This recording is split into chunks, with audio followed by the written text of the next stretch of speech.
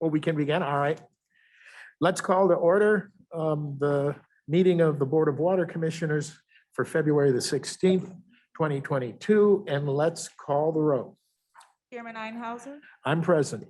Vice Chair Blackman, Present. Commissioner Coleman, Present. Commissioner Davis, Present. Commissioner Forte, Present. Commissioner Garcia, Commissioner Kinlock. Present. Here we have a quorum. We not only have a quorum, we have unanimous participation. It's very good to see everybody here in public, and I know there continues to be some reluctance about getting out and about, but I've been in a lot of public spaces, and this is the most secure one that I've ever been in. And so I think we're taking all the appropriate cautions that we should.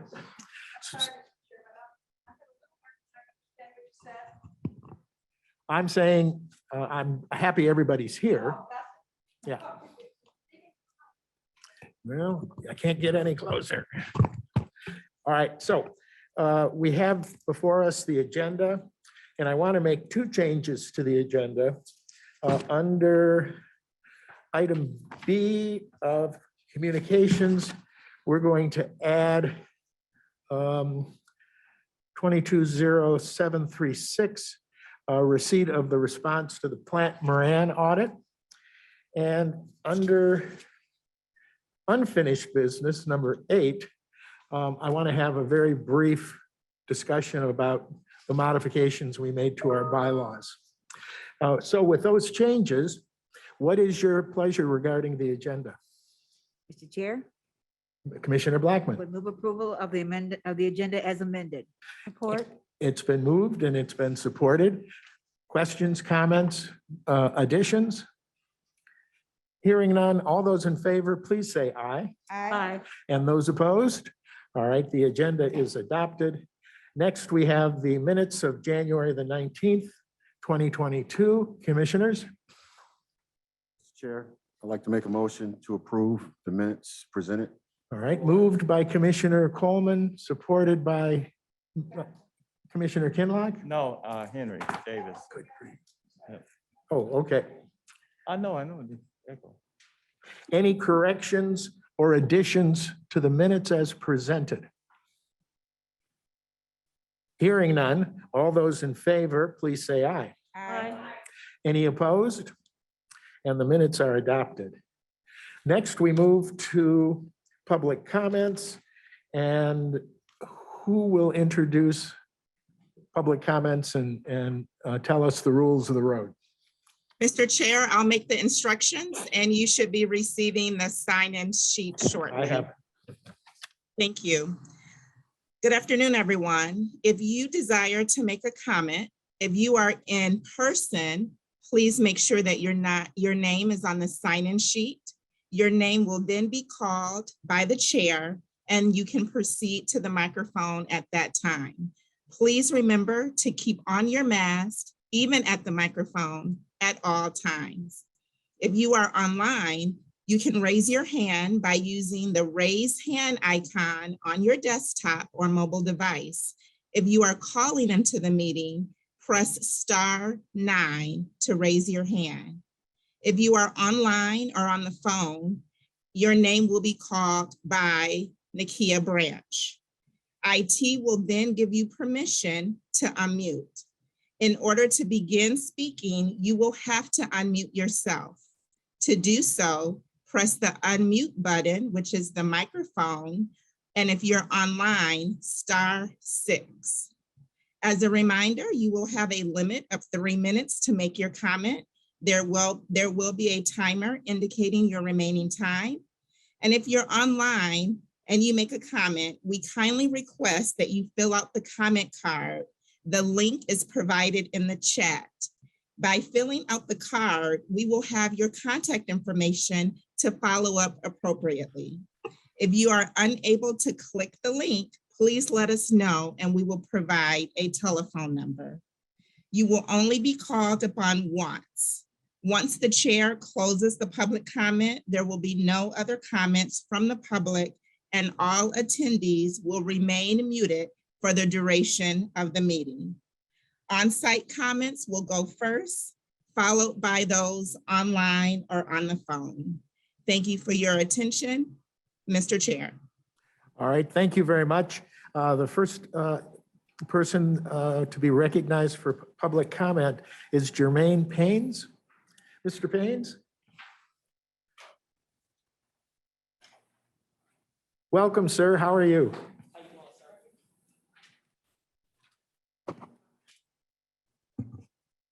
How you doing? Good afternoon, board members, commissioners. I would like to address you guys by stating that I am Jermaine Paynes. I am a resident and a taxpayer of this city. And I grew up in this city and went to school in this city. I decided to buy a house 2 years ago from the Detroit Land Bank. And unfortunately, the land bank failed to sell me a house in good faith. There has been all types of issues with the water situation at the property, dealing with the main line, the stop box, and the water, getting water on at this property. My address is 15119 Press, Detroit, Michigan, 48227. I would like the commissioners and the board members to look into the issue and try to assist me because I have a sick mother that I take care of who is sick from all types of illnesses. I bought this house to take care of my mother and have somewhere for me to live in the future for my kids and my family. And I have made several complaints to the water department about this issue. I have made several complaints about several things that I experienced with the land bank and the relationship with the land bank according to the errands of my presentation with them. I also have problems with the water department looking into it and investigating further that things happen illegally, and it's just been all types of problems since then. And I'm struggling to try to get the water on regarding the house, and it's been just constantly a problem after problem. Thank you. All right, thank you very much, Mr. Paynes. Mr. Payne, could I just, and I'm going to address this issue a lot fuller during the meeting. So if you stick around just for a few minutes, it's up early in the agenda. I'm going to give you a better explanation, but I just want to be able to ask you a couple questions. So you bought the house out of the land bank when? July 2020. Oh, so a little bit more than 2 years ago. Yes, sir. Okay. And when you got ready, when did you find out that the line was cut? I didn't find out until I first had to figure out when I bought the house. I went to the property on July 27, 2020.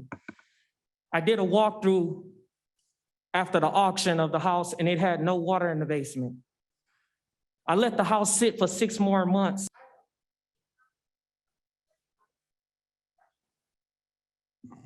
Okay, thank you. I wanted to know, and I may have to go to the state and the governor. I wanted to know if the city, if you would consider a wastewater surveillance system. I know the Center of Disease Control in a number of states, about 37 states, they're kind of monitoring the outbreak of COVID-19. And we know that almost 80% of COVID, somebody infected with COVID, is shed through feces. And so it's kind of like a monitoring system. I did say I was going to write the governor about it. So just something to think about. Also, I have in terms of a concern that, and when I hear the young man speak about this, when we're dealing with the land bank and the Great Lakes Water Authority, we know after that flooding, the city has really, really suffered. I was just talking to somebody yesterday, still writing FEMA after 3 appeals. I had to write FEMA an appeal, but I did win because I had to reference 6 articles of racism where they gave money to whiter communities and not Black communities. And it cost me a lot too, because I had almost 4,000 gallons in my basement as well. But I just wanted to hone in on, would this body ever consider releasing your ties from the Great Lakes Water Authority? When I hear the young man talk about the land bank, this is really the sin of the bankruptcy. And just like our director, Mr. Brown, was saying, they don't respect Detroit. They should have been here. we're dealing with other issues with the land bank. So that's my concern with them. And I'm hoping one day, I always said, and I'll put in the air, that we will be released from the sin of the bankruptcy that took over this city, because a lot of people are suffering. Another thing I wanted to add to the commissioners, have any of the commissioners ever considered, and thank you, Mr. Chair, being the chair? I know you all have a vote, but have any Detroit representatives ever thought about being the chair? Because I never see Detroit, I know Mr. Brown got his hands full, but just always wanted to never see Detroit representatives being the chair. Oh, okay. So, well, I'm just saying representatives, African-American, hate to say that, for years to do that. I do respect Mr. Chair very much so, and I brought it up at the Great Lakes Water Authority meeting. So that's my concern. As a nurse, we have to take time to come down, and I do that, but we're really suffering. That's why we had this flooding. There are people suffering. Another question I want to ask, with the backup protection plan that's coming, is that backup protection plan going to reach every community?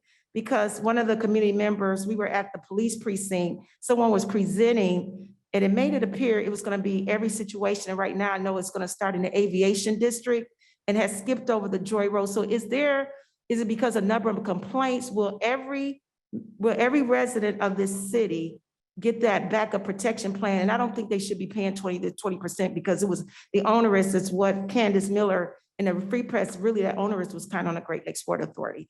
So that's my comment. Ms. George, were you talking about the chair of Great Lakes, or are you talking about me, the chair of this group? Well, I did bring it up to the Great Lakes Water Authority, but one of the representatives, Freeman Hendricks, said they have been the representatives, but I just never, it doesn't matter, living in the city of Detroit, but because of the bankruptcy with the racism and overtaking of Detroit, I just never see African-American representatives. That's what I'm saying. I know we have Macomb, I know we have Oakland, but maybe Mr. Brown, I don't know if he ever wanted to be the chair, but just, I know he's the director. And I brought this up to the Great Lakes Water Authority, and Representative Freeman Hendricks told them to answer the question, but my understanding he has. That's all my concerns. I believe their practice is the chair serves for 1 year and then the members rotate. Yes, sir, okay. Yeah, I just never seen it before all the times making Yeah. public comments, so that's my concern. But Mr. Brown, stay on the land bank. They have disrespected this city for a long time, and I just, we back you on that. Thank you. Yeah, Thank you. Mr. Chair, just a couple, on those points that she made, there is a surveillance program in place at DWSD. We work in conjunction with, I don't want to get the university wrong. It's either the University of Michigan or Michigan State, but we work in conjunction with them. We take samples of things that come out of the sewer. Okay. And there are lots of different viruses in there, other than COVID, herpes, and a lot of different valuable information that can predict the health of the community. Okay. And so I think we're cutting edge with working with the university, because ideally you want to be able to predict a outbreak before it happens. And that's our goal. So we're Okay. working with one of the major universities to do that. With regards to the Great Lakes Water Authority, this board is 100% Detroiters. Everybody that's on this board lives That's in why I the changed it city to of Detroit. African-American, right? And with the Great Lakes Authority, there's one from each county, 2 from Detroit, and 1 from the state of Michigan. So Okay. that every county, Oakland County, Macomb County, the state of Michigan, Detroit, and there's 1 member from Flint on the board, so that every member has an opportunity to chair. We rotate it once a year so that county is represented every 5 years. And the reason that I don't take a chairmanship is because we have Freeman Hendricks also, and that would give Detroit 2 as opposed to 1. So we rotated with Freeman getting that. Thank you. And no position. disrespect to you, Mr. Chair. Just wanted to make that comment. Thank you, Mr. Brown. You want to hear me admit something I don't want to admit? Yes, sir. Never mind. I've lived in the city of Detroit for 70 years. I only said it because of what's happened with the bankruptcy. I that's all. understand. And No, I I challenged the understand. mayor on it, and I believe one day we will get that attorney that will release us from GLB and the Detroit Land Bank. Thank you. All right, thank you. Next, Elena Harada.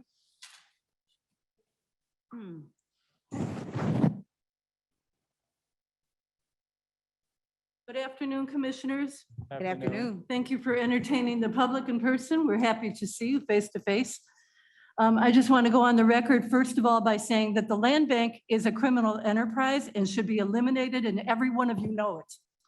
Every one of you know that speculators are able to buy Detroit homes while Detroiters like Maine Johnson, who expected to live in that house, bought that house and is being told that he has to spend $10,000 that he doesn't have on somebody else's crime.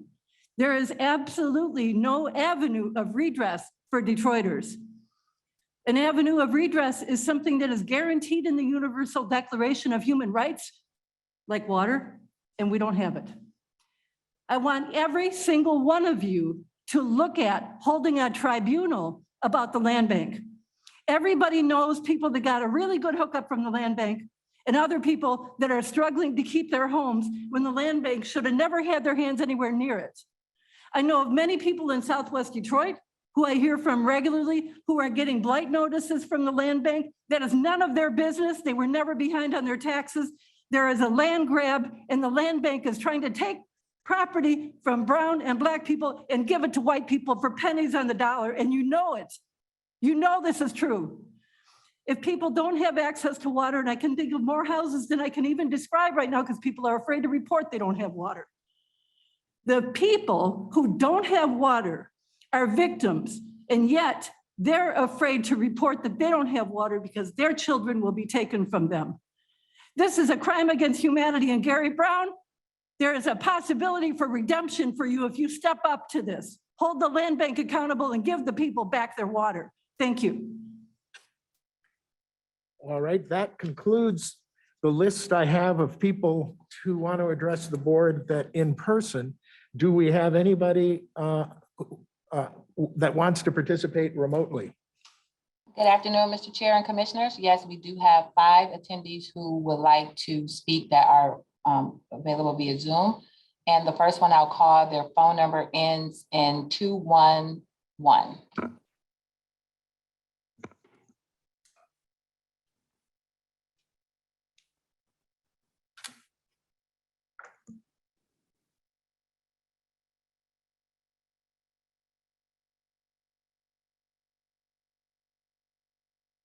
Hello, this is Pastor Curtis C. Williams. Good afternoon. Good afternoon, Mr. Williams. I purchased some property at 1801 South 4th Street on the corner of Schaefer. It was a vacant lot. Purchased it approximately a year ago. And my concern is that I found out that there was a water bill on that particular piece of property. Now, I've been in Detroit 64 years. I've pastored a church for over 25 years. I'm retired now, but I've cleaned up the lot and anticipating, I have not yet, but anticipating and using this particular lot as a parking structure for the Trinity Chapel Funeral Home. And discovering that this water bill has challenged me in relationship to the progress that I'm trying to make in the Southwest Detroit community. Brother Brown has been very instrumental in trying to help me with this issue. And I'm just trying to see, is there a way that I can get this? I understand I now have to pay $233 and some change per month. I don't have an issue with that at this time, but what I do have an issue with is that this particular piece of property was billed for $11,000. Brother Brown? Hello? Yes, I'm here, and we are working with Reverend Williams. I can say that $8,000 has been removed from the bill already. There is a balance that is due. We're going to make sure that our drainage team gets out to the property to make sure that his impervious surface is impervious. He has indicated that he's he's put gravel down and that the water should be going through and that he is looking for some more relief other than the $8,000 that was removed. And so I'm going to put that in motion and I'll keep this board updated on the outcome of it. Thank you very much, Reverend Williams. Do we have any other people who wish to address the board? Yes, we do, Mr. Chair. Next, we have AJ Meeks.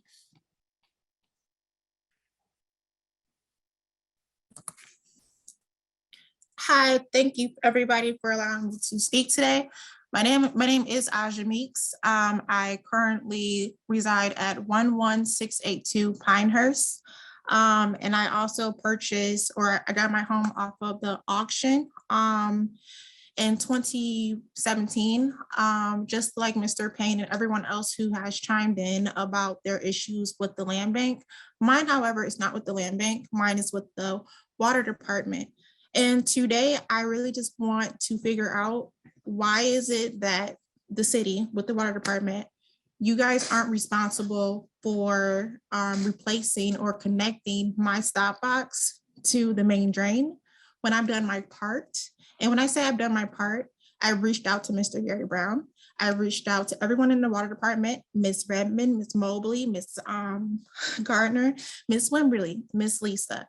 Everyone cannot seem to give me a reason or explanation as to why is it my responsibility to replace a main drain when you guys had it contracted in 2014. Did you not do your job when it came to making sure that the lines were installed correctly or that every home on that block got a line to the main drain?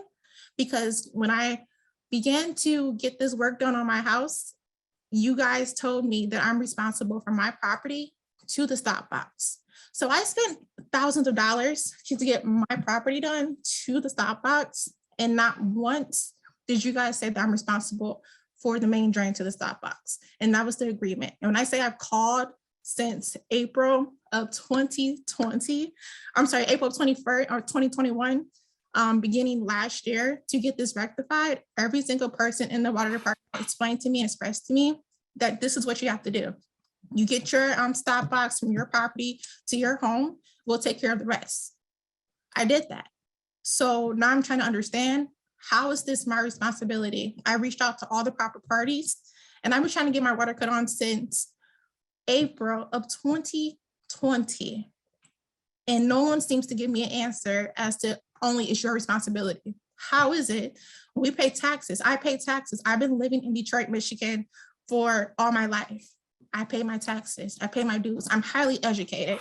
So when I get comments from people in the water department saying, as we told you repeatedly, who are you talking to? Because I'm educated.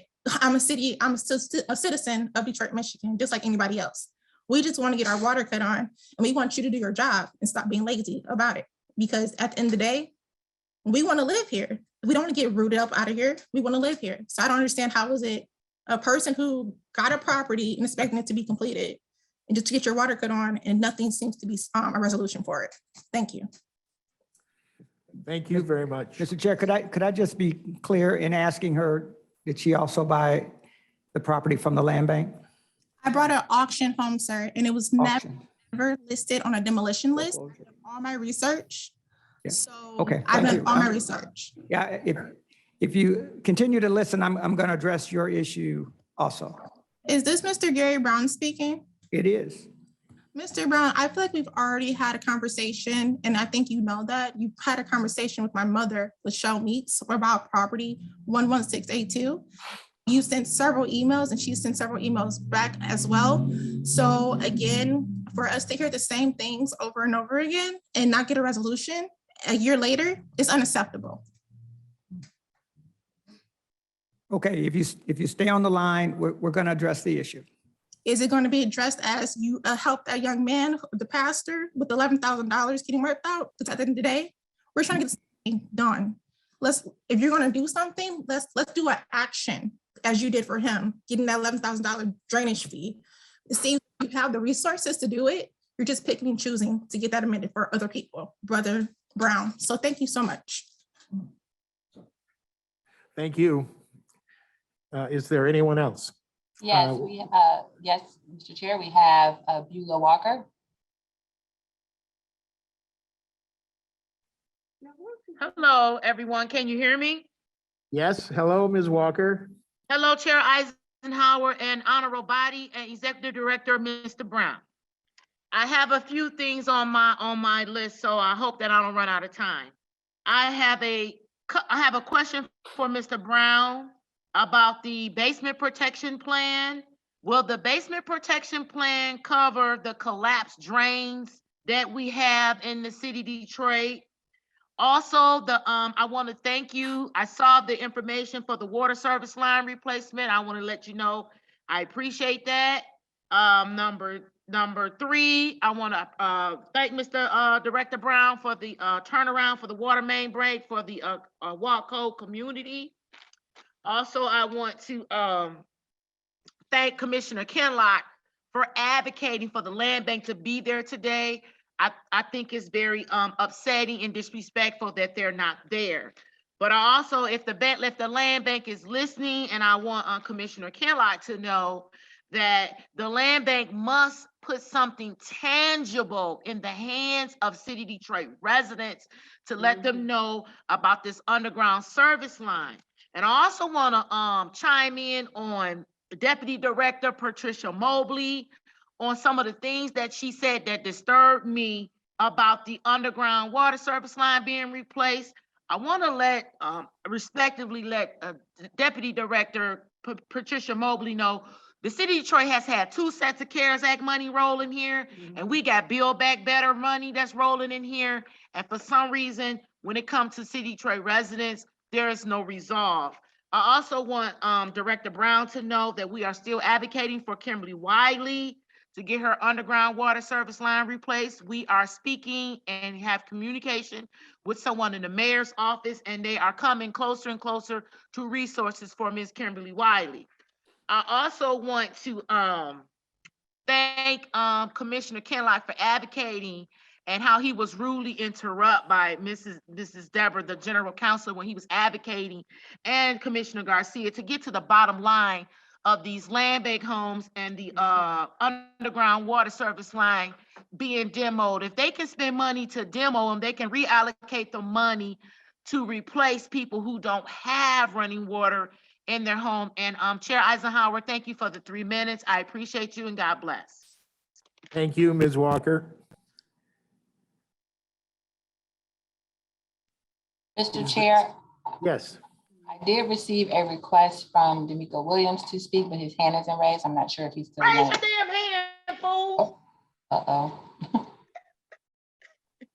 Okay, D'Amico Williams' hand is raised now.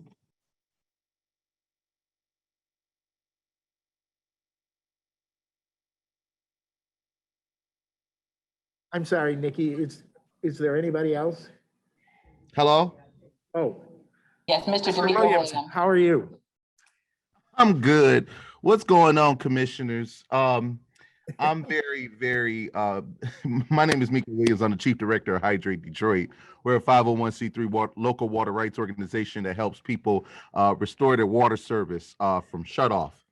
I'm not happy when I hear comments from the leadership of the water department that this is not their responsibility. It is your responsibility to fix those water lines, to make sure that the stop box, I don't know when you stop doing this, especially during the bankruptcy. I knew this was going to come back up at some point in time to bite us in the rear. You need to rescind that rule, and you need to get on those stop boxes ASAP. The land bank don't have no right to tell. I don't even understand the logic of what I'm hearing of residents coming to city council meetings, meetings of the mayor, and water board meetings, that the water department, which is tasked with the responsibility, is not doing their damn job. This is really a problem. In regards to the basement protection program, a lot of residents had said that there was no update as to what happened from the result of the last floods and what has been done, who has gotten their settlement money and who hasn't, and what to do if there was redress That was one criticism about the basement protection. There should have been a plan said to the city of Detroit of what to do if they were still dealing with claims that have now expired.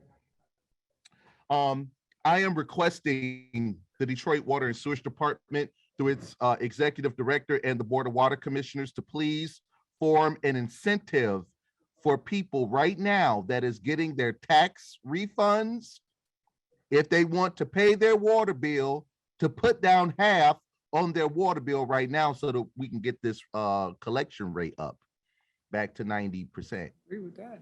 It is very important to do so because while people are getting their taxes here in late February, March, they want to handle their business. Do not deprive them of that right. Give them the opportunity through the month of March, April, or even March and April to handle their situations. And finally, transparency matters. I just noticed what you all just did. You stopped the recording when Mr. Payne was speaking about his situation. That was very important. Do not stop the recording of the Zoom meeting when important discussions and conversations are taking place, because that right there, what you just did, is a threat to transparency. Mr. Jermaine Payne, I would like for you to reach out to Hydrate Detroit, please, 313-279-0608, extension 1. And to those victims of the land bank, I sympathize with you, but I want to help you fight this. Thank you. Thank you, Mr. Williams. Mr. Chair, I just wanted to quickly remind people who spoke public comment that are on Zoom to please fill out the comment card link that's in the chat. We also received a letter from Hydrate Detroit, which we will submit to the Customer Service Committee. And I do not see any additional hands raised, so I believe we have concluded public comment. Thank you, Mr. Chair. Thank you. Is there any other individual who would like to participate in public comment? Mr. Chair, another hand was just raised. Sorry, 2 hands were just raised. So I would like to call phone number ending in 636. Good afternoon, commissioners. Thank you very much for taking my call. This was the 3rd time that I raised my hand, but I'm glad you acknowledged my call. I have 3 questions. I'd like to know why my area was not included in the backup protection. Our basements did flood. We do have water coming in when it rains. And I am in the area of Joy Road, West Chicago, Livernois, and Alpine. So we're near Aviation Subdivision, but we were not included in the backup protection plan. Also, I'd like to know if water is being diverted to my area, because this is not a high income area. It is an area where there are a lot of seniors that live on Social Security, pretty much. So I wanted to know if you're using our area to divert water, and that is perhaps the reason why our basements flood. And then my 3rd question is, will our drains be cleaned or replaced? We've called in several times about storm drains that are filled. One particular is at Dover and Brighton, and we've made several calls. They've come out, they've looked at it, but the storm drain is filled to the top. We're getting ready to go into the rainy season, and I just want to know, what is the water department doing in this particular area to prevent, hopefully, our basements backing up? Thank you very much. Mr. Chair. Yes. Okay, just want to say that, my Aunt Nina bought a home in that area that she just mentioned in the 50s, one of the first Blacks that moved over there. Never had flooding for years, and just recent, and I can understand why she's asking that question, that these floods are occurring. I mean, since the 50s, I remember never having, any flooding over there, but now all of a sudden that part of our city is receiving a lot of flooding. Is there anything unique, Mr. Director, regarding that? Yeah, what's unique today from the 1950s is the sheer amount of rain that's coming down, the intensity and the frequency. Okay. The system was not designed That's fair. for what we're getting today, and certainly in the 50s, it's much different. That's fair enough. Thank you. And ma'am, could you tell us your name? The last speaker. Yeah, the last speaker, which is probably muted again or hung up. All right, is there anyone else who would like Yes. to address the board? Yes, Mr. Chair, we have Lachelle Meeks.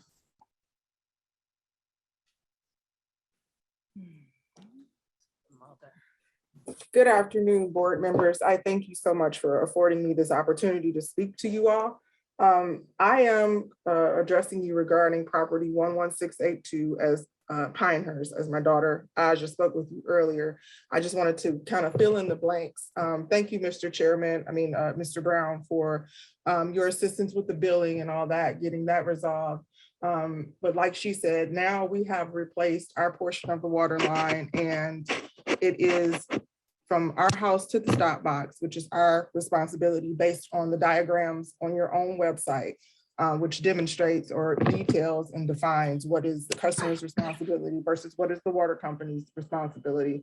And so now we're having issues, as she indicated, with getting the line connected, the tap from the stop box to the middle of the street, where we are being told we're going to be responsible for breaking up the city street to run a tap to the water line. I just feel like that is not our responsibility, and it shouldn't be any citizen's responsibility, because it is the water company's responsibility to maintain your taps and to from the stop box to the water line in the middle of the street.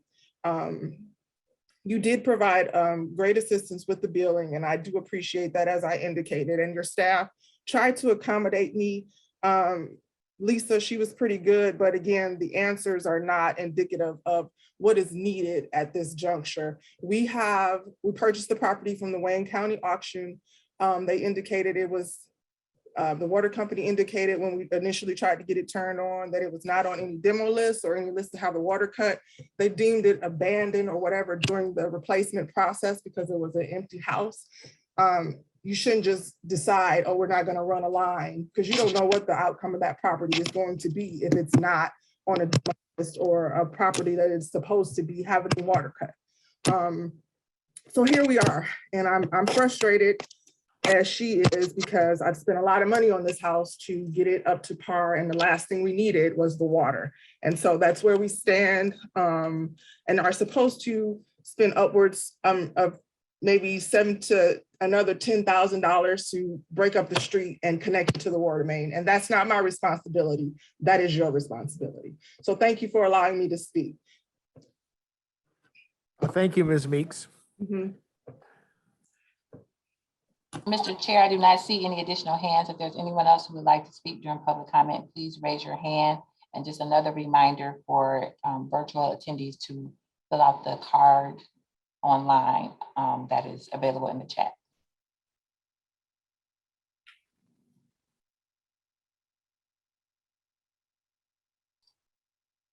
No one has raised their hand, Mr. Chair. I'm sorry, I couldn't quite hear. Is there another person, or have we called on everyone? Oh, I'm sorry. No one has raised their hand, Mr. Chair. I believe we have concluded. There's no other callers on the line. So, Mr. Chair, if you don't mind, there are a lot of different circumstances going on almost with each house, but I'll try to address them all. But, I want all of the callers to know that, I am not blaming, I'm not blaming the victim here. I understand that a lot of people in the city have purchased homes from the land bank or the Wayne County auction after it's been foreclosed on process. And those homes that they purchased, they were either never told or given the wrong information with regards to the lines being cut. And just about all of those homes at one point, many years ago, were on the demolition list. And the land bank, in preparation of demoing those houses, had the lines cut. DWSD didn't cut the lines. They had their own contractors and they cut the lines. At some point, a decision was made, we're not going to demo the house. we're going to sell it. And at that point, the buyer was either not given the information or was given the wrong information. And now we see them in front of us with a problem that they've invested dollars to get the home ready for sale. They've called DWSD to cut the water on, and nothing comes out because the line's been cut. So there are two issues with the land bank, and then I'll try to deal with Mrs. Meeks's issue, which is a little bit different. She was the last caller that you just heard from. The first issue with the land bank are the cut lines. And again, DWSD is not blaming anyone. We just want to fix the problem. I know that they're coming to our meeting. I'm hoping they're going to the land bank meeting. I know that they're going to the mayor's district meetings with these same complaints. And so I've authorized $1 million to be moved over into a cost center. And I've asked the procurement team to put out a solicitation for plumbers that can replace lead service lines.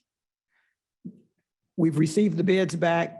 We're negotiating the contract, and that contract will be in front of you shortly. We've also entered into a memorandum of understanding with the land bank that if a person was given the wrong information or no information, the callers that are in front of us today, the land bank can use DWSD's contract. This is not the business that they're in. This is the business that we're in. We'll create the contract. We'll have the work done, and then they'll have to reimburse us for the cost. And so that contract is in place. It's $1 million. Secondly. Ask a question on that. Yeah, Director yes. Brown. So for the contract for $1 million to hire plumbers that can replace lead lines, are these lead lines the same as the cut lines that you refer to? That's a good question. And if I said lead lines, this is going to be any line, whether it is a reconnection of a copper line or a replacement of a lead service line. And understand that we didn't sell those homes, and we don't have the information about those homes. The land bank does. They know who they sold them to, and they know the conditions. And so again. So where there was a lead service line, if there's a lead service line, it will be replaced from the house all the way to the main. okay. If it's a copper line that was cut, it will be reconnected to either the stop box or the main, depending on where it was cut from. Okay. So that's $1 million to deal with. And the land bank seems to know, or at least have an idea of how many customers are in that situation, because at some point they began notifying the buyers of the information that they were buying a house as is, and that the land bank either didn't know or did know that the line was cut. So people were notified, and they know who those people are. But they also know who Mr. Payne is and others who purchased the house in good faith and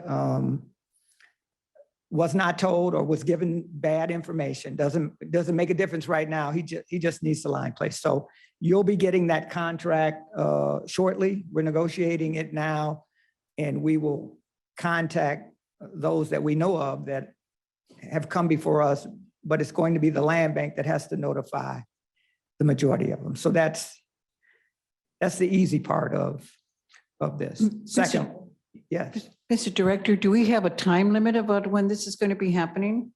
Again, the bids came in on Friday, and we have to negotiate the contracts with the lowest bidders. And so I would suspect in the next, hopefully 4 to 5 weeks to have it wrapped up. This is not a contract that has to go before City Council. This is a contract that this board can approve, which is going to make the process go a lot faster. than if it had to go in front of council. So as soon as we can get the contracts negotiated, we'll fast track it, put it in place. And the land bank, we've signed one memorandum of understanding based on our meeting yesterday between me and the new director. Her name is Tammy Daniels of the land bank. We're going to create a second memorandum of understanding just so that we can document in writing So what the the ci- expectation is from So- both parties.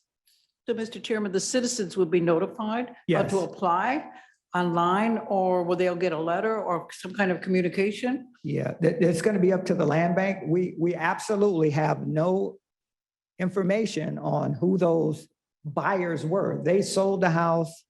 They should not have signed off on compliancy and occupancy until the house was inspected by the Buildings and Safety Department. That's why no one should really be living in those houses. They should not have gotten a deed until the house was brought up to code and inspected by Buildings and Safety. And those are the things that I want to codify in writing that, quite frankly, I complained about. You wouldn't have this situation if in fact you were following the policies that you put in place. The homeowner has X amount of time to bring the house up to code, have it inspected by the city. There are permits that are required for mechanical, for electrical, for plumbing. Permits to have a lead service line removed, there needs to be a permit. And the land bank has to follow those processes so we don't end up with people in front of us that have had a house for 3 years. And if they need more time to come into compliance, if they need home improvement dollars, then the land bank should be pointing them in that direction, but you should not be signing off on the deed when the house doesn't even have a water line. You can't put people in a home that don't have water, so. Mr. Director, there was a young lady who spoke that she has been, I guess, dealing with the department for quite some time, and you may have spoken with her mother or whatnot. If there's some way that we can make sure that that is a top priority, because like you said, for 3 years and just the issues associated with this gentleman here, they need to be at the top of the program. Yeah. I'm just saying, Yeah, there's another program too coming that's there are some people that when we're doing our capital improvement plan, when we're replacing a water main in a neighborhood, and we're going to replace every line on that block, there are houses that are vacant. And some of them are on the demolition list. And then they get sold. And people are buying them. And we did bypass that house because it was empty on the demolition list. We're not going to invest money into a line on a house that we're being told. Then when you change the policy and say you're going to sell the house, we've done that neighborhood. We've replaced every line. There wasn't anybody to get authorization to do the house. We have to get a waiver signed by the owner of the property before we can go onto the property and replace the line. There is no owner. The house is vacant. And so we're going to deal with that with a separate contract that I'm going to talk about now. Yes. Mr. Director, I know you spoke about 2 issues for the land bank, and we were on issue 1. Yeah. Are you going to get to issue 2? I'm trying. I was trying to get to issue 2. We're hopping to this other one, Yeah. which is another issue I know you're going to get to too. Fine. So if we Yeah. can just go Okay, down the. systematically. Director Brown, I've had my hand up Yeah, for some sure. time, Fine. but I just want to get this out. Are we replacing lead service lines with lead? Absolutely not. It would be against the law. Okay, thank you. And Commissioner Blackman? Okay. Mr. Director, you listed a number of things, agreements that you've made with the land bank. Could we get a copy of those items? That you have, It'll be coming. even before they come? I'd like to have it before they come so we can follow up on those. Yes, I asked Attorney Poshpish to codify the meeting into a memorandum of understanding, but we will get you a list of Thank you. the requests. The second issue with the land bank is you have a number of people that have purchased homes and they have lead service lines that need to be replaced. And the land bank doesn't have very good records. So we asked the land bank to give us a spreadsheet with every home that was sold in the last 2 years, since January of 2020. They gave us a list of approximately 2,400 homes. We matched those homes up with our account database. First thing we wanted to know is how many of those homes have water accounts. We found right off the bat that 250 had no account. Well, one of the stipulations before the land bank signs off on the deed is that the buyer has an account. So how could that happen, land bank, which is a bullet in the memorandum of understanding? You've got to follow your own policies. So you remove the 250. Then we wanted to identify the homes that are occupied, because the land bank does not know. 2,400 homes, how many of them are occupied? Because the guiding principles for DWSD to replace a lead service line, the number one thing is to have the house, it needs to be occupied. Secondly, we prioritize the house after we verified that it does have a lead service line. 65%, I looked at all the data of the demolition homes over the last 2 years. When a house is demoed, the demolition contractor has to notify us as to whether that house had a lead service line or a copper. 65% of the time, it's lead. So you make the assumption that of the 24 homes that they sold over the last 2 years, at least 65% have lead. Then we match the data up with our accounts. We want to know how many of those homes have accounts. And then I want to know how many of those homes are using more than 60 gallons a day. That's the average for one person living in a home. So we're trying to verify whether someone lives in the home through data. You have an account. You're using, we have water going through the meter, more than 60 gallons a day. And then we looked at the ones that had less than 60 gallons a day. The bottom line is, of the 2,200 homes that are left over, we want to prioritize replacing those lead service lines. We have a second contract for $11 million that we're going to use to replace 5,000 lead service lines this year. And we already have 8,000 in our collector, in our database, that we've been in those homes. We know that they have lead service lines. And so they're scheduled to be, and we're going to roll in the land bank homes that were sold in the last 2 years that are occupied, that have lead service lines that have been verified, and that are using more or less than 60 gallons. It doesn't matter. We're going to roll those in to our database of the homes that we're going to schedule to replace those lines over the next year. So those are the two contracts that will be coming before you.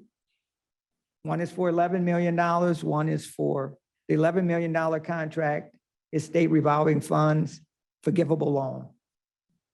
It's coming out of the infrastructure bill that the Biden administrator passed. It's going to the state. They're going to give it out in the form of state revolving loans that are forgivable, that we don't have to pay back. And so that work, as soon as as soon as you sign off on that contract, this body does, we'll begin that work. And again, we will, we're asking the land bank going forward, let's stop the bleeding. We gave them the same packages that we give to our customers when we're in their home replacing a meter. It's a lead service line replacement program, and it has the flushing instructions, filters. How do you get your line tested if that's what you want?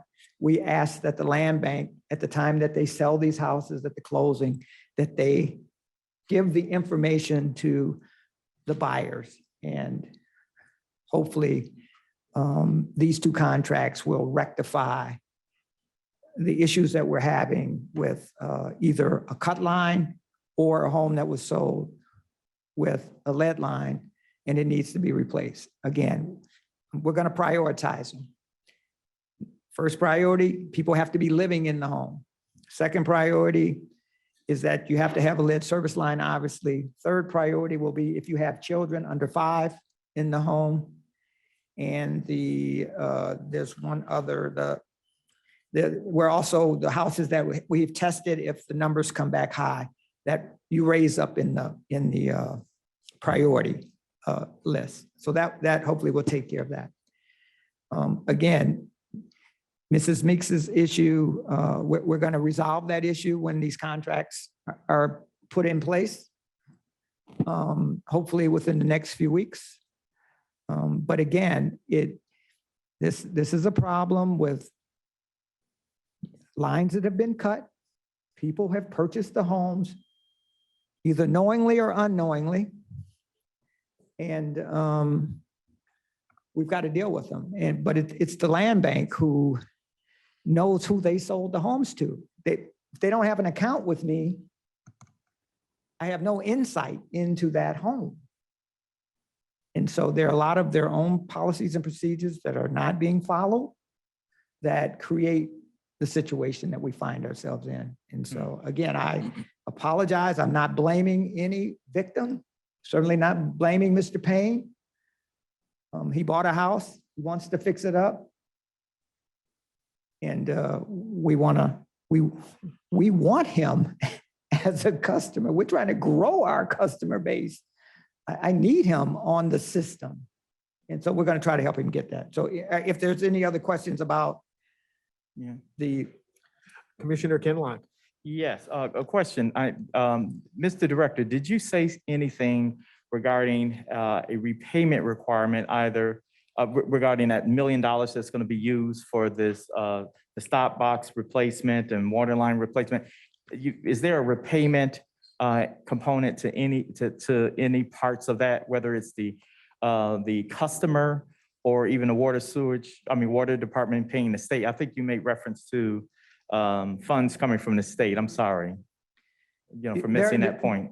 There are funds coming from the state, but let's be clear. The funds are for replacement of lead service lines. Okay. Not 65%, you can make the assumption.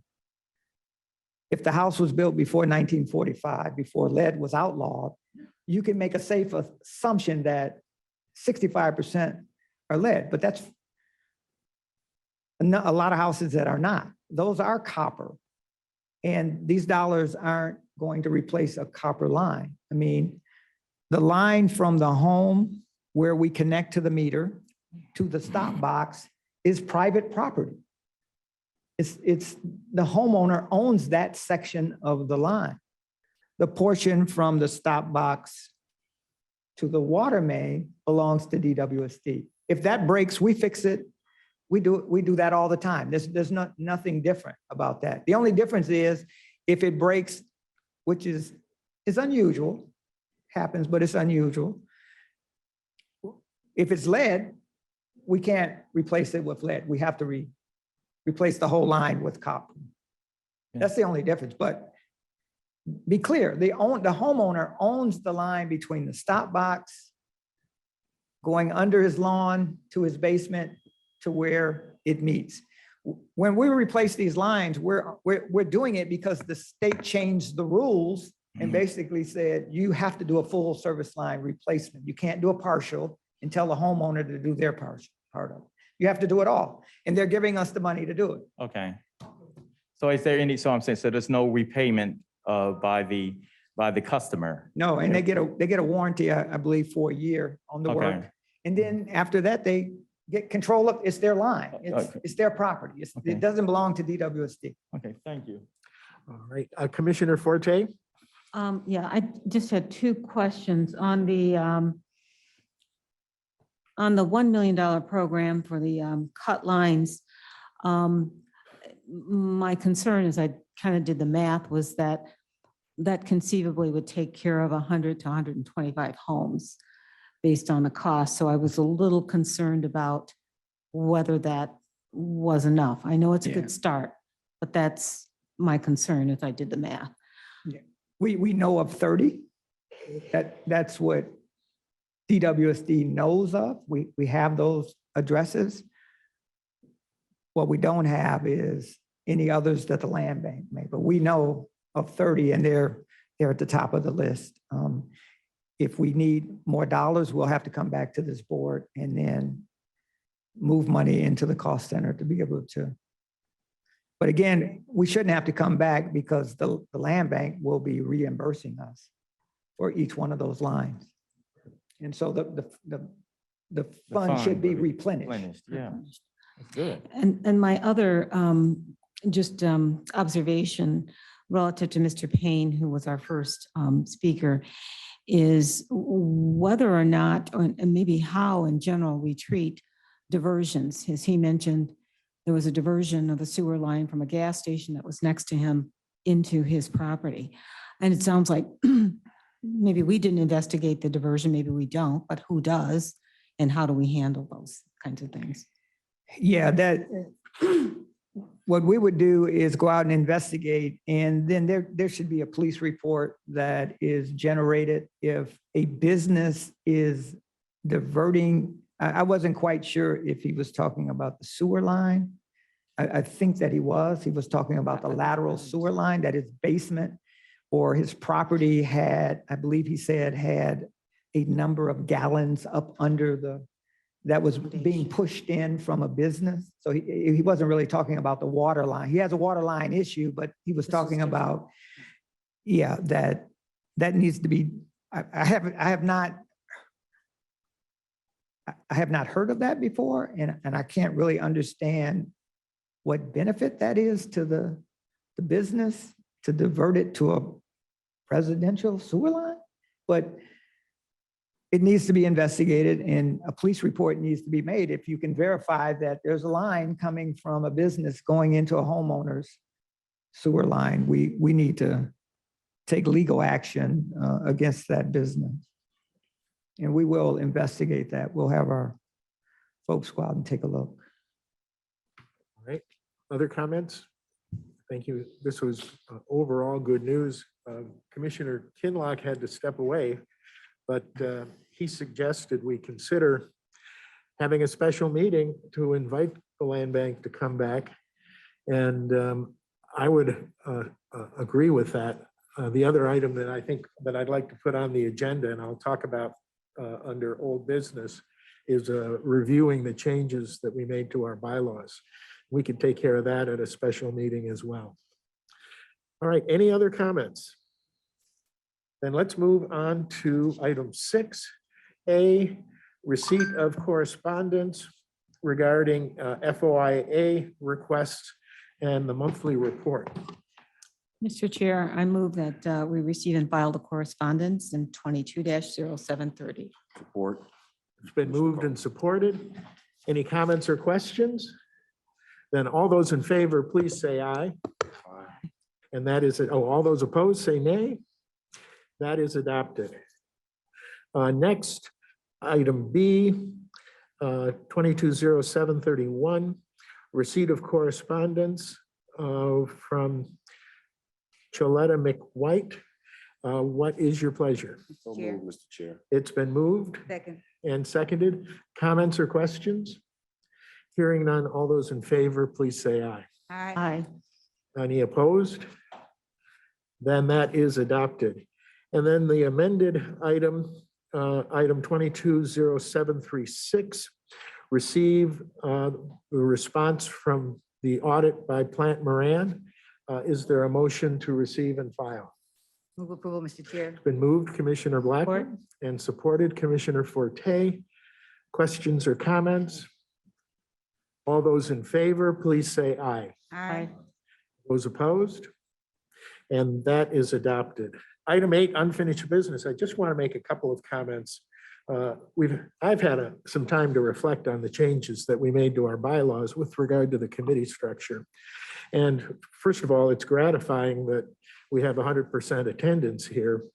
And the basis for those changes was some concern or some reluctance about appearing in public at these meetings, and the desire to facilitate the work of our committee by having less than a majority of the members so that the strict requirements of the Open Meetings Act wouldn't apply.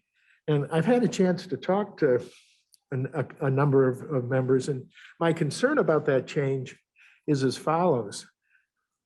One of the strengths of the way we conduct our business is we have committees, but usually the entire commission is here.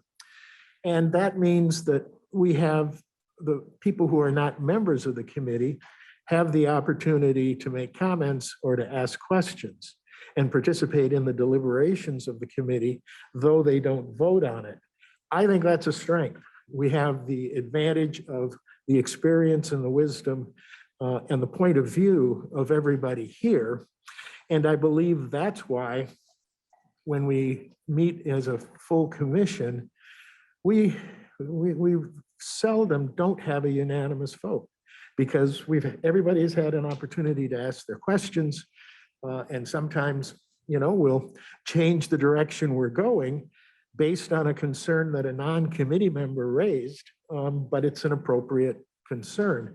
And we will lose that if we implement the change. The other issue is if there are only 3 people on each committee, then the math says 3 of us are only going to be on 1 committee and the others will be on 2 committees. And that's just the math. And I think we do ourselves a disservice by cutting the opportunity for participation of a number of the board members at the committee level. We are all here today. My sense of the body is that while we continue to have concerns about COVID is not over and it's not going to be over anytime soon, if ever.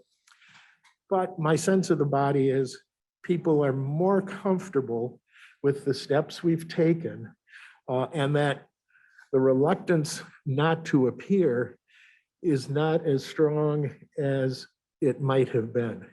So what I'm going to suggest is, again, if we have a special meeting to deal with the land bank, we also at that meeting review whether or not we want to move forward with the bylaw change that we made, or whether or not we want to consider rescinding that amendment. All right. So that will be on that agenda as well. That'll be on that agenda as well. And we can decide, because we're going to be discussing legal counsel's memo. If we want to move into closed session, we can do so. I don't see an overwhelming reason why that has to be in closed session, but if some people feel that it is more appropriate because we're discussing a legal advice, we can do so. All right. Mr. Chair, question, please. Yes. I think I'm a little confused because I thought the whole purpose of that bylaw change was that we would be able to join via the phone or Zoom, not because we didn't want to come, maybe because we're not available to be here in person. But we're still available to listen and Well, participate. and I believe you will still be, those who are business calls away will continue to be able to participate remotely as long as the quorum is here at the table. And I've got it to be up in Berkeley at 4 o'clock. I have a hard stop at 3:30, so I'm a good example. Now, you all will continue to have a quorum without me, but if we're comfortable that we can get 4 people here, then I think the precaution that we took in amending the bylaws is no longer necessary. Think about it, and then let's have a full discussion at our next meeting. And that can either be as part of the public agenda, or if we decide we can go into private session. Thank you. Okay. Next, we go to item 9, and we have new business. The first item is 2206. Mr. Chair, Yes. were we on the Commissioner? items from commissioners? Because I had an item. Yes. Okay, I had an item, and that is, there is a property located in the city of Detroit, one second. Located at 6683 Gratiot Avenue. And the property owner has been, I guess the property is up for foreclosure because of the water bill. Their water bill is paid in full and the appropriate drainage fees have been paid. But this particular parcel of land is a vacant property, is a vacant lot that has, been accumulating drainage fees, and it's accumulated $3,442. So they got a delinquent notice from the treasurer's, Wayne County Treasurer's Office, and so would like to just place that on the record and also give it to you and see if staff can contact the owner.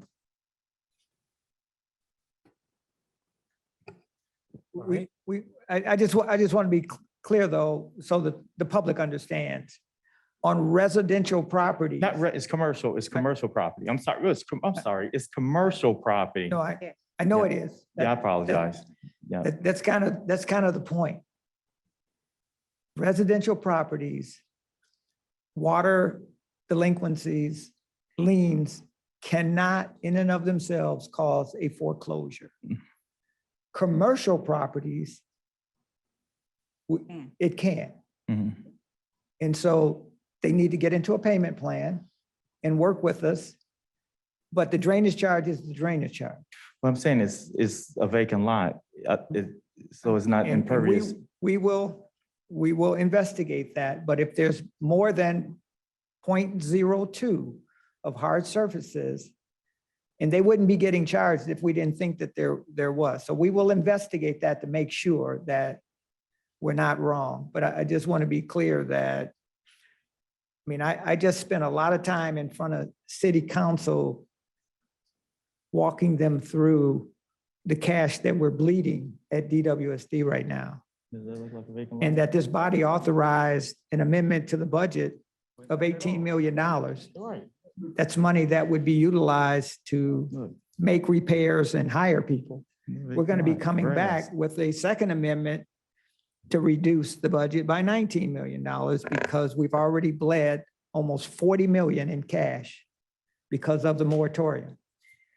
And so our churches are millions of dollars in the red, our nonprofits, our residentials. We've just bled $38 million. Collections from commercial and industrial accounts, we need to try to collect, but we certainly don't want to collect from anyone that doesn't have impervious surface and shouldn't be charged, and we'll investigate that. But the data is pretty accurate. All right. Anything else, Commissioner Kinlock? All right, then let's move on to new business. I think we've exhausted the discussion regarding the land bank, unless anyone else has anything they'd like to say. Then let's move on to item B, The first item is a contract at 220718. Commissioners? Mr. Chair, Yes. I move that the Board of Water Commissioners for the City of Detroit Water and Sewerage Department authorizes the director to approve the single bid sole source DWSD contract 6004127 for fire hydrants, conversions, and breakable parts with EJ USA Inc., formerly known as East Jordan, for a total contract not to exceed $2,807,611.02 and a term of 2 years. Second. It's been moved and seconded. Comments? Is there anyone from the staff want to give us a description of this? Although I think we considered it at the Finance Committee. Yes, Commissioner Garcia. Yeah, I wasn't sure, formerly known as East Jordan. Yes. I didn't know about it. Is it a minority contractor? Yes. No? I think so. They're in East Jordan, Michigan, and Okay. that I just- they're I the thought we- ones who make all the sewer covers for everybody. Okay. Question, Gary, Yes. what's the difference between a breakaway fire hydrant and the ones we have now? That's a good question. When a car hits a breakaway, well, let me explain the non-breakaway. It's actually screwed into a hub. And so it does a lot of damage to the car and the people in it when it hits. The breakaways, when you hit the fire hydrant, it just pops out of the hub. And it's a relatively simple repair, doesn't cause as much damage to the vehicle and the people in it, and saves us a lot of money. So But the water still gushes out and all that. the water comes out, Okay, but, okay. life and safety is what we're trying to protect here. And Thank you. Other questions or comments? All those in favor of the motion, please say aye. Aye. Those opposed? And that is adopted. Next, item C, 22-733, Commissioners. Mr. Chair, Commissioner Coleman.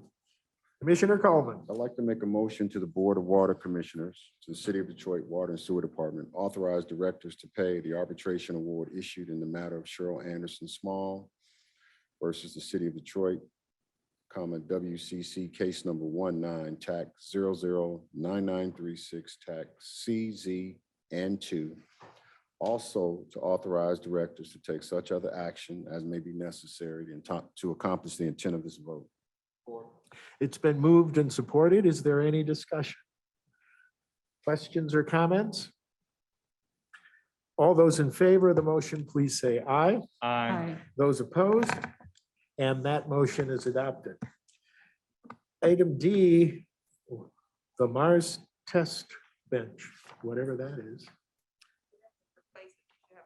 Oh, we have something at our, all right. That's the walk-on. There is a motion that is separate from the agenda. Mr. Commissioners? Chair. Yeah, Commissioner Blackman. um, Who? I- Commissioner Forte. Yeah, I move on the recommendation of Samuel Smalley, Chief Operating Officer, the Board of Water Commissioners for the City of Detroit Water and Sewerage Department authorizes the director to approve DWSD contract 6003423 with OW Investors LLC, DBA Mars Company for the software licenses, maintenance and support services for DWSD's meter test benches for an amount not to exceed $379,524 for a 2-year term ending February 29th, 2024. Is there support? Second. Is there any discussion? Hearing none, all those in favor, please say aye. Aye. Those opposed? That is adopted. Colleagues, I seek your indulgence and ask that I be excused, and I'm going to turn the responsibilities of the chair over to Vice Chair Mary Blackman. Thank you, sir, and safe travels. Yep. The next item on the agenda is the director's metrics. Brown. Thank you, Madam Chair. If I could, I'd like to take my time and go through the basement backup prevention program. I'm not going to go through it all in the interest of time. And more importantly, you're going to have questions, and I want to be able to get through enough of it so that it will spur the questions that need to come. So could you move ahead in the presentation to slide number 6? One more. Oh, right there. Let's start there. So this page is just a little bit of background. I think you know most of it. I want to comment on a couple of things. Several of our low-lying neighborhoods take the brunt of basement backups. And that's the question that I'm getting right now. Why not my neighborhood? Why are you only doing this neighborhood? How'd you come up with that? And I'm going to go through that. When nearly 6 inches of rain fell in a matter of hours back in June 26, 2021, more than 32,000 basements backed up with rain, water, or combined sewage. The President Joe Biden declared a national disaster for June 25th, 26 rain event and activated FEMA assistance, which is really important. More than $100 million were provided to Detroit residents. And absolutely, I know that was not enough. I know that a lot of people got left out.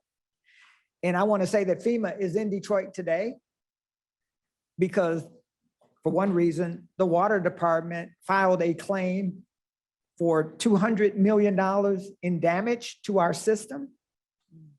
And we want to recoup those dollars for all the money that we spent going in. You can imagine when this volume of flow is pushed through pipes with leaves and trees and debris, it damages the system and it had to be cleaned. And so we spent $200 million in repairing our system, and FEMA's in town today negotiating those dollars that we're asking for. Bottom line, we can't wait 20 years and another $1.5 billion in construction to protect our most vulnerable communities. And as you know, there's more than an inch of rain predicted today. There's absolutely, the ground is frozen.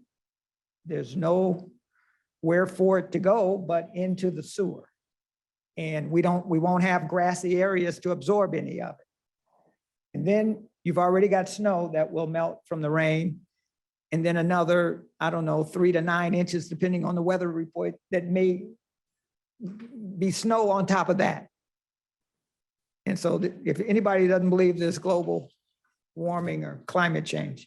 Next slide, please.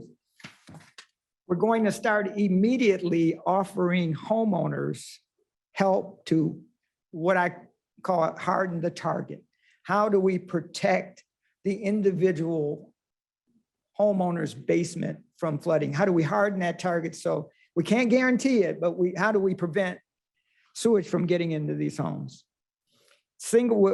This plan will apply to single-family homes, 2-family flats, and duplexes, and are eligible as long as the property is in the targeted program area. So how do we pick the areas? We took the 32,000 claims that we got, and we put them on a map of the city of Detroit with neighborhoods. Then we looked at almost a decade of calls for service, people who had called DWSD and said that their basement had flooded at one point or another, and we overlaid that data on the map. And the neighborhoods that got 90 or more % of the flooding were mapped.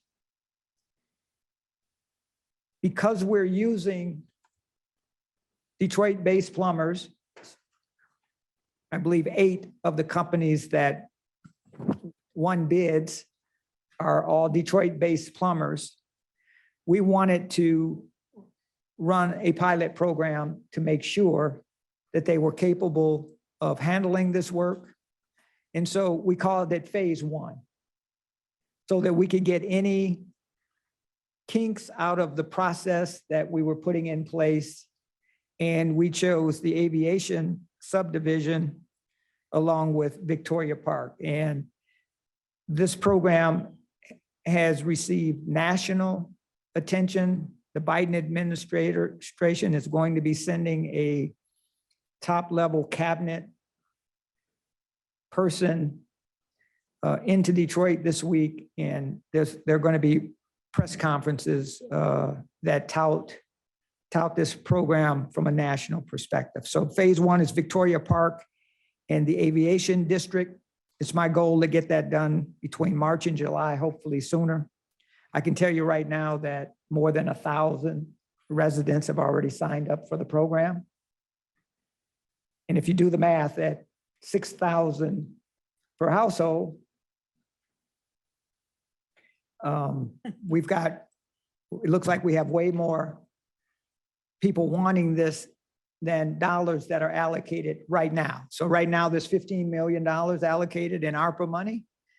But I'm a big believer, if DWSD makes this program successful, that we'll get additional dollars to be able to do more homes. But let's get started. Those contracts are, because this is ARPA money and not rate dollars, the contracts have to go through city council. And so that's where they are right now at city council. And I think for 15 or so, I'm meeting with a couple of council people to walk them through the program also. And then the neighborhoods with historic occurrences of basement backups, as I indicated, DWSD service request as well as claim data was mapped in order to select the neighborhoods. Next slide, please. What will the city offer? Up to $6,000 in services, customized based on individual need. The homeowner will have a conversation with the plumber about the property, and they together will decide which services will be best for that particular home. So we're going to camera and inspect the sewer lateral service line, because if it's not functioning, we can't go any further until they have a functioning lateral sewer line. If it's blocked or broken, it's got to be fixed before we can go further. So let's do that first. We're going to disconnect downspouts and install extensions 3 feet from the foundation. You said camera inspection of sewer lateral service lines, but you didn't say repair them before you go. No, further. we're repairing them is not a part of this program. Okay, so you can't, they would be eliminated at this point. The homeowner would have to make sure that the line is not blocked, and then we would come back and put them back into the program. But the program doesn't have the dollars available to repair a lateral sewer line. Just to give you an idea, one downspout on your house in a heavy rain like we're expected to get can push 12 gallons of water a minute down into your drain system and your lateral sewer line. So if the average house has got 4, that's almost 50 gallons a minute that are coming down the downspout into the boot, going into your drain tiles and connecting to your lateral sewer line, mixing with sewage and then going out to the alley or the sewer line. So that's the sheer volume. Now, if you can remove 90% of the homes, you've taken a lot of flow out of the system that doesn't need to be cleaned. And that's why it's really important to disconnect those downspouts. We will install a backwater valve only if the lateral is in viable condition.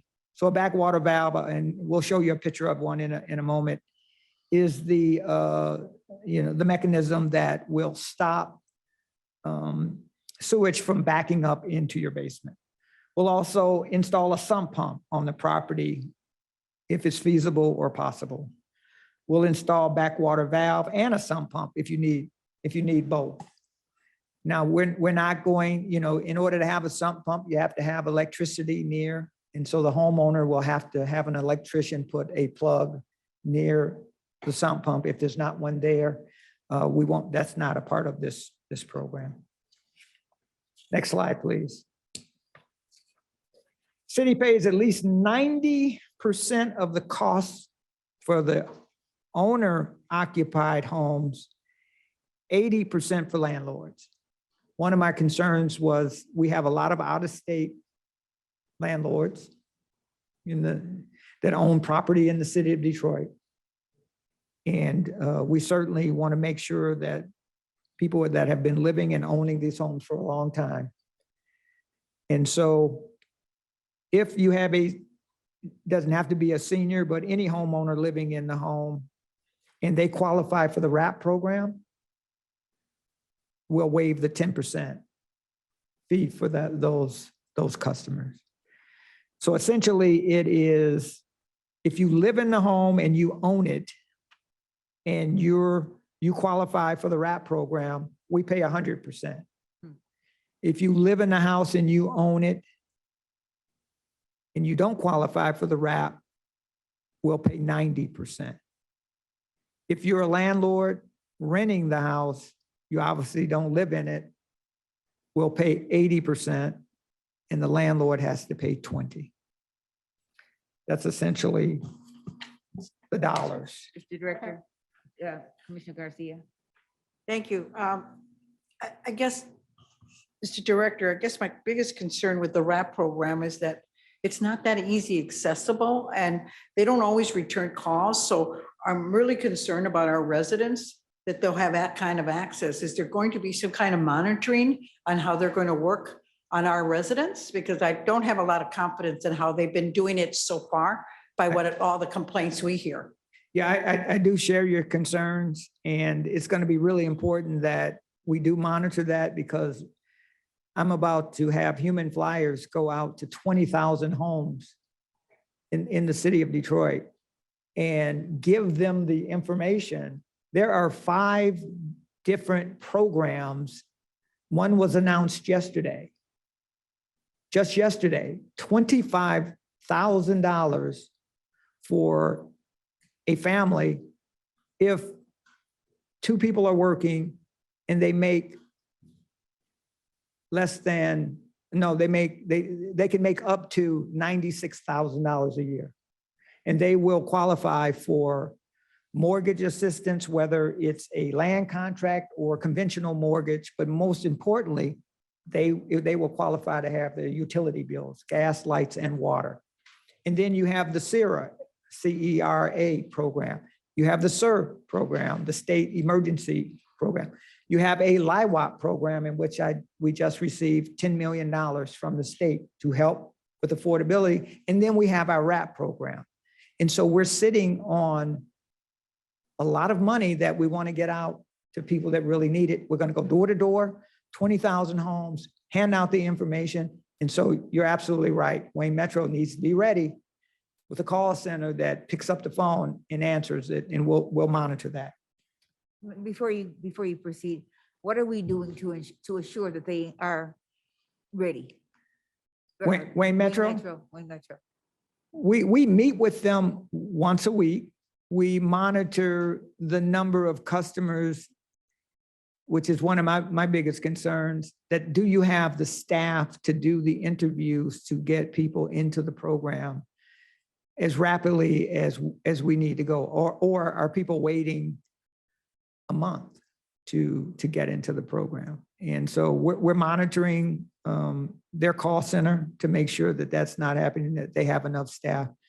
And there's a lot of money in the system, not only from Detroit, but from other municipalities. And Wayne Metro can get overwhelmed pretty quickly. So I've suggested that we look at some other nonprofits to ramp up some capacity, like Thaw or Sarah Metro, or there are lots of other nonprofits that can help handle this workload. And I'm encouraging the city to contract with them to spread some of the work around. Before you proceed, Commissioner Garcia, do you have a way of getting that information to the department when you have people being referred to Sir Metro or other organizations that aren't getting the response that they need or aren't able to get into the program? Yes, and Mr. Brown knows about my concerns. It's been ongoing. Yes. Yeah, it's been ongoing. So Have just, individual things you can refer is what I'm asking, individual customers or concerns that you can refer, so we can follow up on those rather than a general, you know what I'm saying? We get complaints, but can we refer something specific to the department for them to be able to investigate? Yes, You get and those? remember, we don't have a contract with Wayne Metro, it's the Great Lakes Water Authority. Ah, And right. I can tell you that I've raised these issues with them, and they found other nonprofits to handle Oakland and Macomb County so that it would free Wayne Metro up to stay in Wayne County to, to lower the capacity needs. Madam But Chair. we're monitoring it. Is that Commissioner? Yes, Kavanaugh? Madam Vice Chair. Okay, so let me just ask, Mr. Director, so you said that the Sir Metro contract is with DLWA. Great Lakes Water Authority. So they thought that by adding those additional nonprofits to help with Oakland and those other Macomb County, that basically would allow for more attention by Sir Metro as it relates to Detroit customers or Wayne County customers. And we're still hearing that there's, time lapsing as relates to processing. Yeah. Macomb and Oakland County, we're not happy with Wayne Metro because not very many customers, were applying for the dollars. And a lot of the communities didn't want to participate in the program.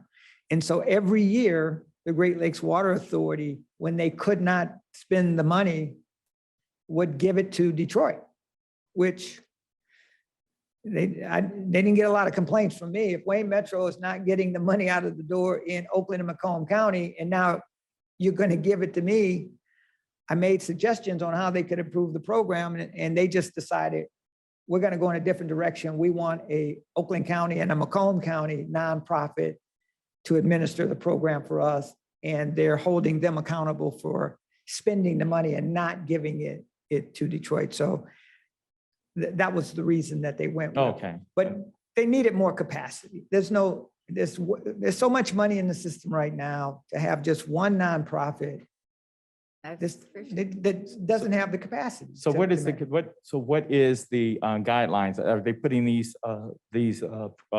opportunity out for bid for other nonprofits to step up, or is this something that is? Yeah. We mentioned thaw. Well, right now, Wayne Metro is managing just Wayne County.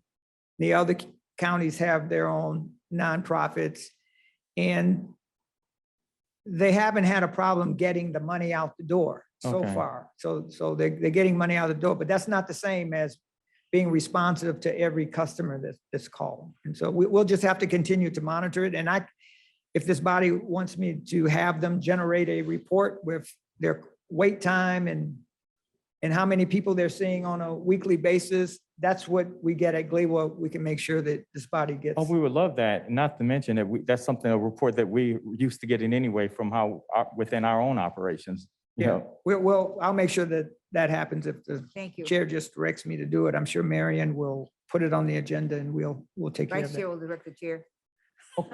Could we get to the next slide, please? Oh, yeah.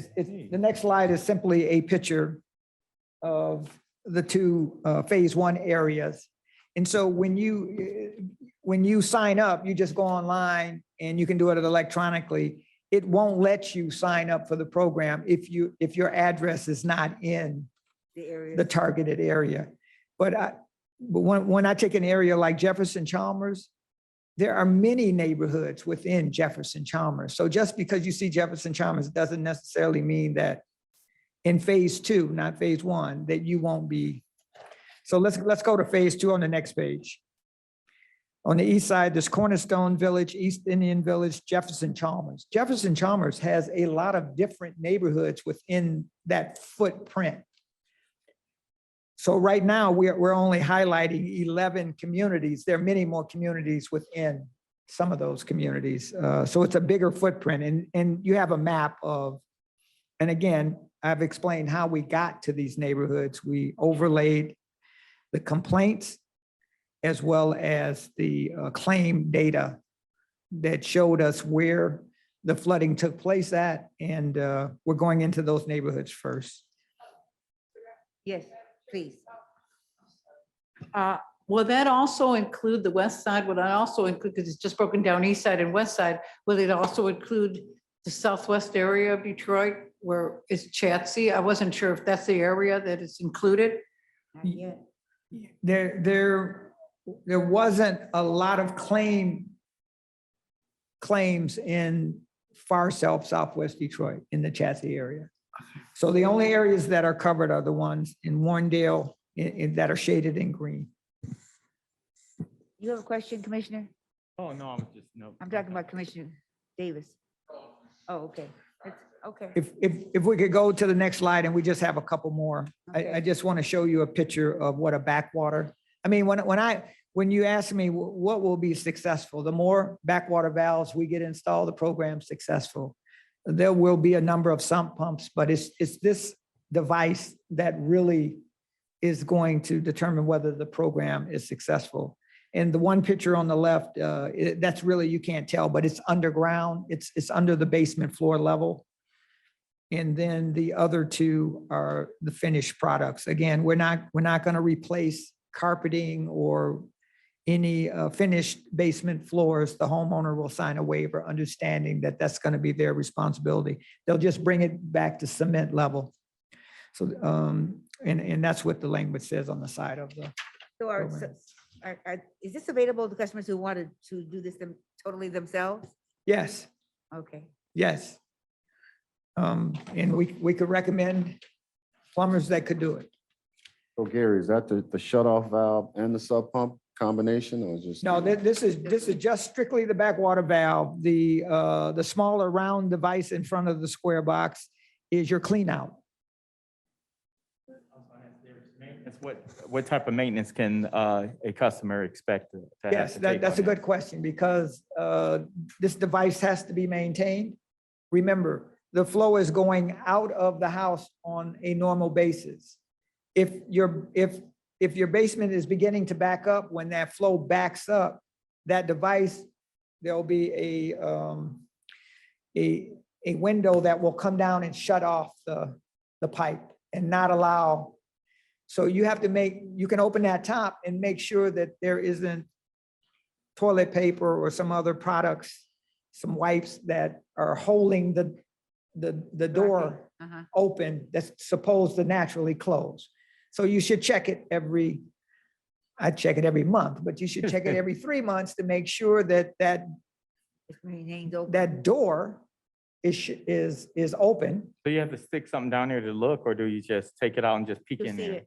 Yeah, you take the top off and the device is clear. You'll be able to very clearly see Okay, whether or not. Okay, I thought you have to stick Yeah. something in the hole. Okay. And you might want to just rinse it out with hot water just to make sure that nothing is preventing the door from opening and closing. Is this information the plumber will provide to the customer? Yeah, and that's a good question. And that's key because, we want the plumber to work with the homeowner in deciding what the best course of action is. I mean, some homeowners will want this device put outside. You could put it on the outside of the house. Some will want it on the inside. The location will be really important to them. And so if you've got rain that's infiltrating your house from the walls, this device isn't going to help you. You need a sump pump. And so we want you to work with a licensed plumber in determining what the best course of action is. And just like if you had called the plumber yourself and you would have a conversation as what is the best course of action for me to resolve this problem? I know we may not be providing, but there's a need for, in any instance, to have both of them? Yes, in some areas of the city, Wow. Victoria Park, you absolutely need both.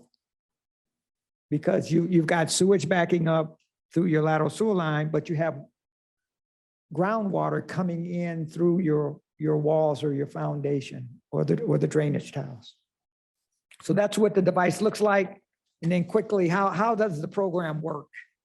DWSD will contract with the plumbers directly. DWSD will not reimburse your private plumber or contractor. You have to use one of ours.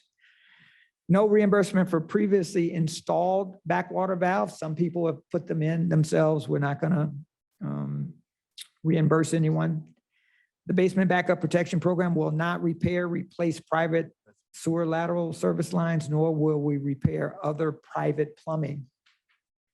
If you need your private sewer lateral repaired, again, you need to get that done before we move forward with the project. The program only helps to prevent future backups in basement. It does not cover your private lateral, fixing basement foundation gaps or cracks, additional or alternative power sources for a sump pump, basement flooring other than restoring the basement cement. Okay. And finally, how do you get into the program? What's the process? You go to detroitmi.gov/basement protection for program information and eligible neighborhoods. If you're eligible, you simply fill out the application online. Then we will send buildings and safety out to your home to do what's called a courtesy inspection to determine conditions. Then the plumber will come out, inspect the home, and have a conversation with the homeowner. They'll upload the quote to DWSD and give copies to the homeowner. The homeowner then pays DWSD the deposit unless they're income qualified through RAP as a homeowner occupant and signs a waiver. Homeowner then, the application is approved. BC issues a permit to the plumber. The work is performed. BC does final inspection and verifies that the permit in fact was issued. DWSD at that point pays the contractor after verification by the BC inspector that the work was complete. I'm not gonna, there's 3 scenarios that I'm not gonna go through. So if you could just move to, I'll just cover what about other neighborhoods, because that's the question that comes up the most. And that's where the water service line and sewer service line warranty is coming April 1st. Many Detroit houses, sewer lines are more than 80 years old. The houses may have basement backups, even on dry days, has nothing to do with the rain. This spring, a warranty service provider will begin offering homeowners a water service line and sewer service line protection program for a monthly fee of $7.98, less than $8. This will substantially reduce the cost to repair or replace a broken sewer line on their property. Replacement can be more than $10,000. And so we've negotiated that contract. It's in place. The company is preparing all the literature and their community outreach. We need to approve that, and we hope to have that program up and running by April 1st.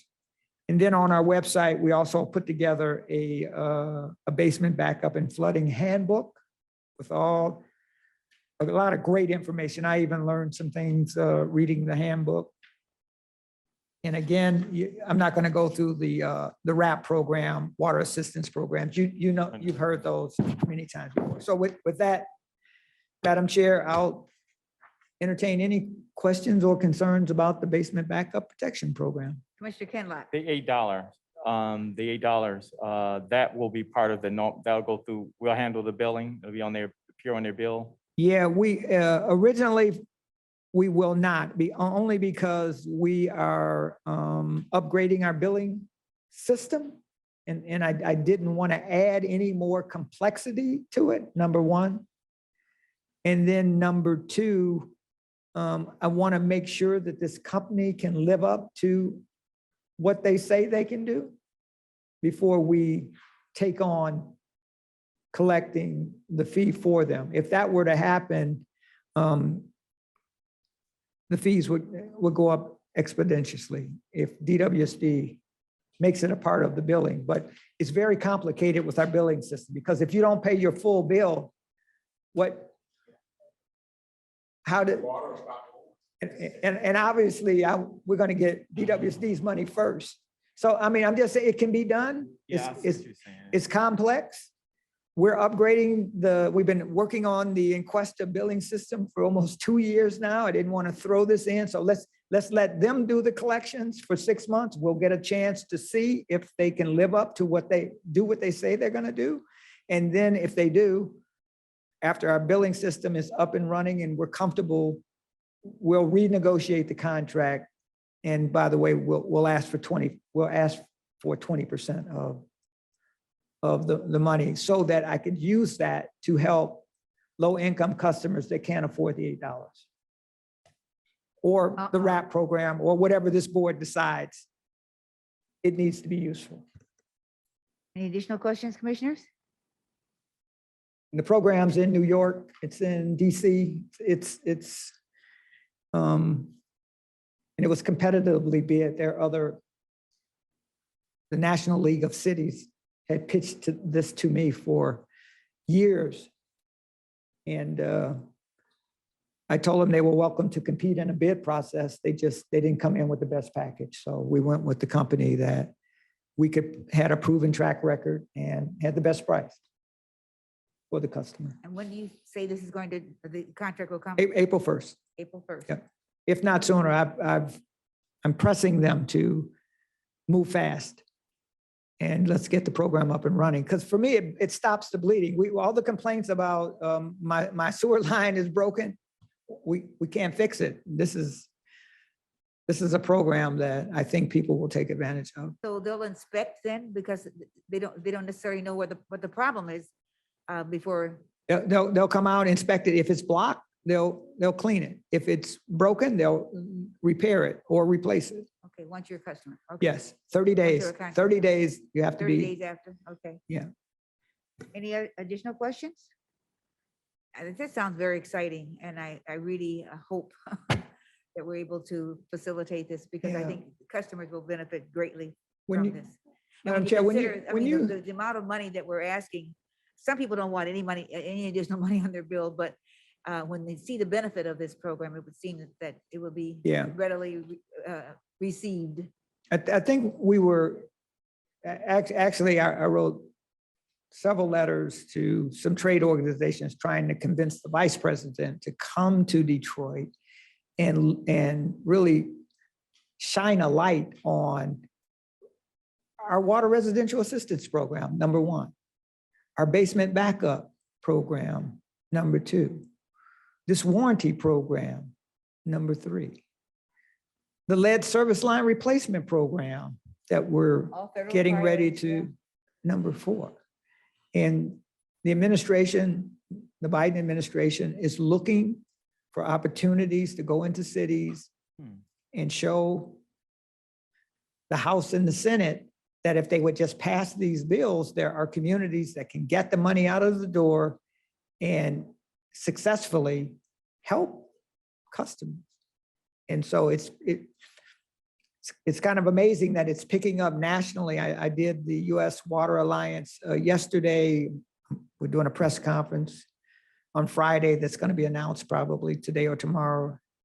And nationally, we're getting a lot of interest because other utilities want to copy what we're doing. But sometimes in your own city, people are so close to it that they don't they don't recognize that this is The innovation. not being done everywhere. So I'll stop there. I know it's been a long meeting. It would seem to me that it would be an easy thing to convince the vice president to come here to tout this program. So especially with the mayor having been a part of the conference of mayors. Yeah, I think she got Other priorities. other priorities with what's going on with Russia right now. And Yeah, you might say. and so you got a cabinet level appointee. That's pretty, Yes. that's pretty high up. Significant. An appointee, Very that's a cabinet level position coming. Mhm. And that will be the second time he was here in the last 4 months. Thank you very much. Is there anything else you want to add to the metrics? No, that's Mr. it. Brown? That's it, Madam Chair. Okay, Thank are you. there any other comments by commissioners? You tell me, Alright. we're on item number 11? Say again? We're on item number 11? I am on item number 11. Yes, comments by commissioners. Okay, You had something? no, I'll just send an email. Okay. Item 12, comments by the chair. The chair's not here, and I don't have any comments except to say that I think we're being challenged by handling some of the way the media talks about our flooding and our backup. So, but I think from what I've heard from public affairs, they're doing I think as good a job as they can possibly do to improve that relationship, so that accurate reporting and they show what the department is doing when they find out about it. But there have been some instances where it's taken us a bit long to get the repairs done, and basically because of lack of personnel. So if there's nothing else, no other matters, Chair will entertain a motion for adjournment. So moved. Probably moved and supported. This meeting stands adjourned.